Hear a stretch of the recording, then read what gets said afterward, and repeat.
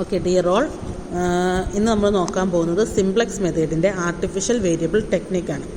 Artificial variable technique എന്ന് വെച്ച് കഴിഞ്ഞാൽ ഇത് കൂടുതലും ഒരു ഫിക്റ്റിയസ് വേരിയബിളാണ് ആർട്ടിഫിഷ്യൽ വേരിയബിൾ ടെക്നിക്ക് എന്ന് പറഞ്ഞു കഴിഞ്ഞാൽ. ഇതിൻ്റെ ഒരു ആവശ്യം എന്താണെന്ന് വെച്ച് കഴിഞ്ഞാൽ നമ്മൾ ഇൻഇക്വാളിറ്റി ഫങ്ഷൻസ് യൂസ് ചെയ്യുമല്ലോ, അതിൽ greater than or equal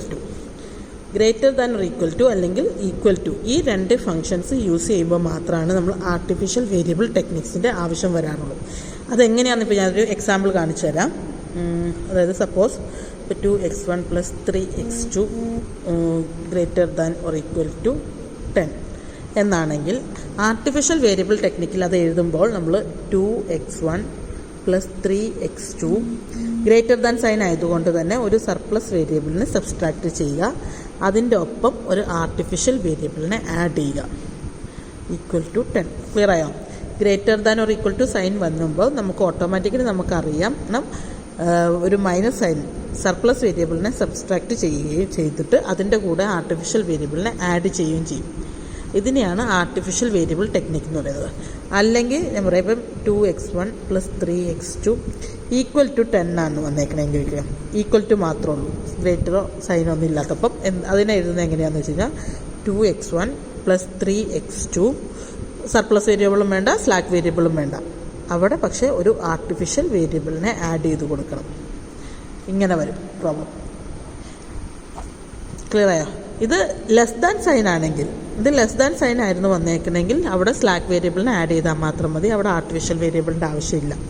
greater than or equal to sign വന്നു കഴിഞ്ഞാൽ ഒരു സർപ്ലസ് വേരിയബിളിനെ സബ്സ്ട്രാക്റ്റ് ചെയ്യുകയും ചെയ്യണം, ഒരു ആർട്ടിഫിഷ്യൽ വേരിയബിളിനെ ആഡ് ചെയ്യുകയും ചെയ്യണം. ഇനി ചുമ്മാ ഈക്വൽ ടു സൈൻ ആണ് വന്നേക്കുന്നത്, ആർട്ടിഫിഷ്യൽ വേരിയബിൾ ടെക്നിക്കിലാണ് നമ്മൾ ചെയ്യുന്നതെങ്കിൽ മറക്കാതെ തന്നെ അതിനെ ഒരു ആർട്ടിഫിഷ്യൽ വേരിയബിളിനെ ആഡ് ചെയ്ത് കൊടുത്തിട്ട് വേണം നമുക്ക് പ്രോബ്ലം മുന്നോട്ട് പോകാൻ. ഇത് ചെയ്യുന്ന എന്തിനാണെന്ന് വെച്ച് കഴിഞ്ഞാൽ നമുക്ക് ഐഡൻറ്റിറ്റി മെട്രിക്സ് കിട്ടാൻ വേണ്ടിയാണ്. അത്രയും ഡീപ്പായിട്ടൊന്നും നിങ്ങൾ പഠിക്കാൻ പോകണ്ട. ഇനി ആർട്ടിഫിഷ്യൽ വേരിയബിൾ ടെക്നിക്സ് ചെയ്യാൻ വേണ്ടി യൂസ് ചെയ്യുന്ന സിംപ്ലക്സ് മെത്തേഡിൻ്റെ പേരാണ് ബിഗ് എം മെത്തേഡ്. ഈ എം എന്ന് പറയുമ്പോൾ തന്നെ ഈ എം ആണ് ഇതിൽ ഡിറ്റർമൈൻ ചെയ്തത്, big M method. Big M method എന്താ ചെയ്യുന്നതെന്ന് ഞാൻ പറഞ്ഞു തരാം. അതായത് നമ്മളിപ്പോൾ ഓൾറെഡി ആർട്ടിഫിഷ്യൽ വേരിയബിൾസിനെയൊക്കെ ഇൻട്രൊഡ്യൂസ് ചെയ്ത് വെച്ചിട്ടുണ്ടല്ലോ, ആ ഇൻട്രൊഡ്യൂസ് ചെയ്തിരിക്കുന്ന ആർട്ടിഫിഷ്യൽ വേരിയബിളിനെ ആയിരിക്കണം നമ്മളുടെ സിംപ്ലക്സ് ടേബിളിൻ്റെ ബേസ് വേരിയബിൾ ബിയിൽ നമ്മൾ എഴുതൂലായി, അത് ആർട്ടിഫിഷ്യൽ വേരിയബിളിനെ വേണം ആദ്യം എഴുതാൻ. ആർട്ടിഫിഷ്യൽ വേരിയബിളിനെ എഴുതിയതിന് ശേഷം മാത്രമേ നമ്മൾ വേറെ എന്തിനേയും എഴുതുള്ളൂ. സോ ഈ മെത്തേഡിനെ നമുക്ക് വീണ്ടും ഐട്രേഷൻ മെത്തേഡ് എന്നും കൂടി പറയും. ഐട്രേഷൻ മെത്തേഡ് എന്ന് വെച്ച് കഴിഞ്ഞാൽ നമ്മൾ നേരത്തെ സിംപ്ലക്സ് ടേബിൾ ചെയ്തപ്പോഴത്തേക്കും ഇപ്പോൾ S1 പോയി, x1 കയറി, S2 പോയി, x3 കയറി, അങ്ങനെ ചെയ്ത്. ഐട്രേഷൻ മെത്തേഡ് എന്ന് വെച്ച് കഴിഞ്ഞാൽ നമ്മളുടെ ഓരോ സിംപ്ലക്സ് ടേബിളും ഓരോ കോളം കുറഞ്ഞു വരും. അതായത് ഈ ആർട്ടിഫിഷ്യൽ വേരിയബിളിൻ്റെ കോളത്തിനെയൊക്കെ നമുക്ക് എലിമിനേറ്റ് ചെയ്ത് കളയാൻ പറ്റും. മെയിൻ വേരിയബിൾസ് ഒന്നും കളയാൻ പറ്റില്ല, ആർട്ടിഫിഷ്യൽ വേരിയബിൾസിൻ്റെ കോളത്തിനെ നമുക്ക് കുറച്ചുകൂടാം. അതാണ് ഐട്രേറ്റ് ചെയ്ത് വരുന്ന ആ ഒരു ഇതിനാണ്. ഇനി ഇതിൽ ഏറ്റവും അത്യാവശ്യമായിട്ട് നിങ്ങൾ അറിഞ്ഞിരിക്കേണ്ട ഒരു കാര്യം എന്ന് വെച്ചാൽ ഈ ആർട്ടിഫിഷ്യൽ വേരിയബിളിൻ്റെ കോഎഫിഷ്യൻറ്റിനെ എപ്പോഴും എമ്മിലായിരിക്കും റെപ്രസെൻറ്റ് ചെയ്യുക. ആർട്ടിഫിഷ്യൽ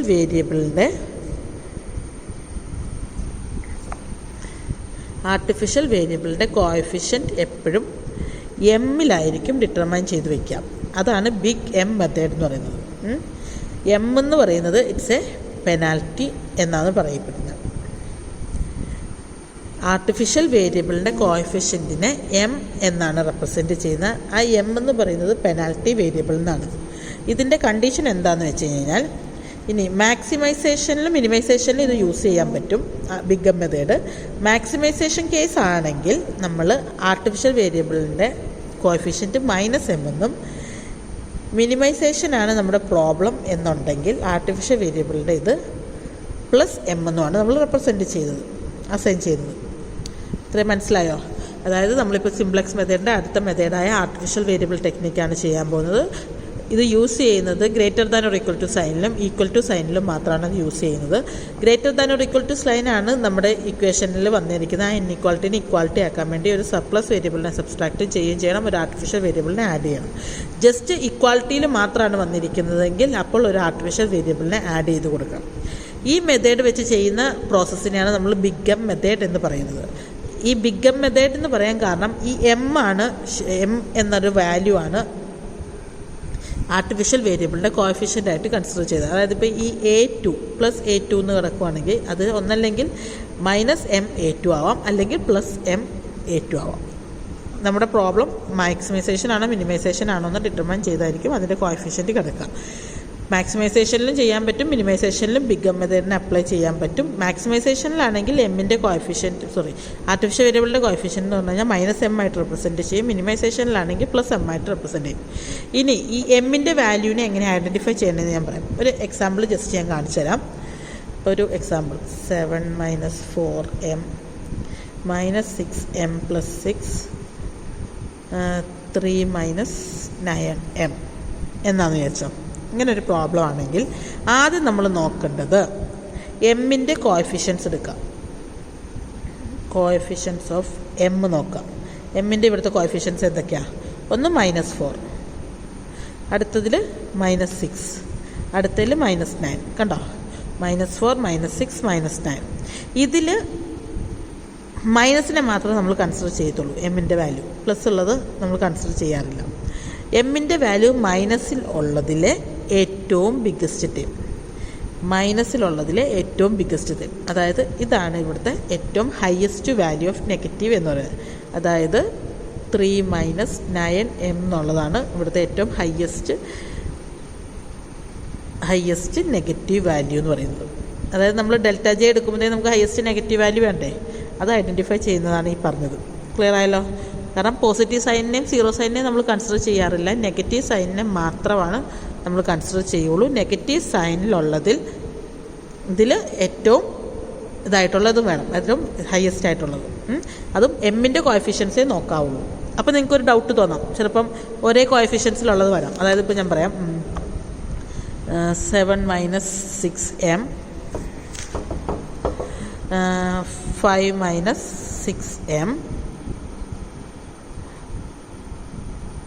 3 - 4m എന്ന് വെച്ചാൽ. അപ്പോൾ ഇവിടെ എമ്മിൻ്റെ കോഎഫിഷ്യൻസ് നോക്കുവാണെങ്കിൽ -6 -6 -4 ഹയസ്റ്റ് വേണമെന്ന് നമ്മൾ പറഞ്ഞിട്ടുണ്ട്. സോ ഹയസ്റ്റ് വരുമ്പോഴത്തേക്കും ഇവിടെ -6ഉം -6ഉം രണ്ടും ഒരേ വാല്യൂ ആണ്. അപ്പോൾ നോക്കേണ്ടത് എന്താണെന്ന് വെച്ച് കഴിഞ്ഞാൽ പോസിറ്റീവ് സൈനിലുള്ളതിൽ ഏറ്റവും ചെറിയ വാല്യൂ ഏതാണ്? പോസിറ്റീവ് സൈനിലുള്ളതിൽ ഏറ്റവും ചെറിയ വാല്യൂ, അതായത് ഇവിടെ 7ഉം ഉണ്ട് 5ഉം ഉണ്ട്. അപ്പോൾ 5നെ കൺസിഡർ ചെയ്യണം. ക്ലിയർ ആയോ? എമ്മിൻ്റെ വാല്യൂ നോക്കുമ്പോൾ നെഗറ്റീവ് സൈനിലുള്ള ഏറ്റവും വലിയ വാല്യൂ.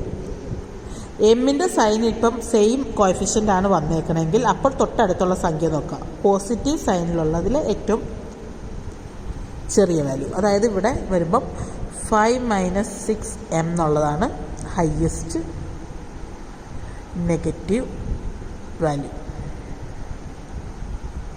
ക്ലിയറായി എന്ന് വിശ്വസിക്കുന്നു. കണ്ടോ? സെയിം സൈൻ വന്നു കഴിഞ്ഞ് കഴിഞ്ഞാൽ ഈ 7നെയും 5നെയും നോക്കുക, അതിലേറ്റവും ചെറുത് ഏതാണോ അതിനെ എടുക്കാവുള്ളൂ. അല്ലെങ്കിൽ ഹയസ്റ്റ് ആയിട്ട് വന്നിരിക്കുന്ന വാല്യൂ നെഗറ്റീവ് ഏതാണോ അതിനെയാണ് കൺസിഡർ ചെയ്യാവുള്ളൂ. മനസ്സിലായി എന്ന് വിശ്വസിക്കുന്നു. ഇത്രയും കാര്യങ്ങൾ ഞാൻ ഇനി ഒരു പ്രോബ്ലത്തിലേക്ക് പൊക്കോട്ടെ. സോ പ്രോബ്ലം ചെയ്യാൻ പോവാണ്. പ്രോബ്ലത്തിൻ്റെ ഈച്ച് ആൻഡ് എവറി സ്റ്റെപ്പ് ഞാൻ പറഞ്ഞു തരാം, നിങ്ങളത് ക്ലിയറായിട്ട് ചെയ്യണം.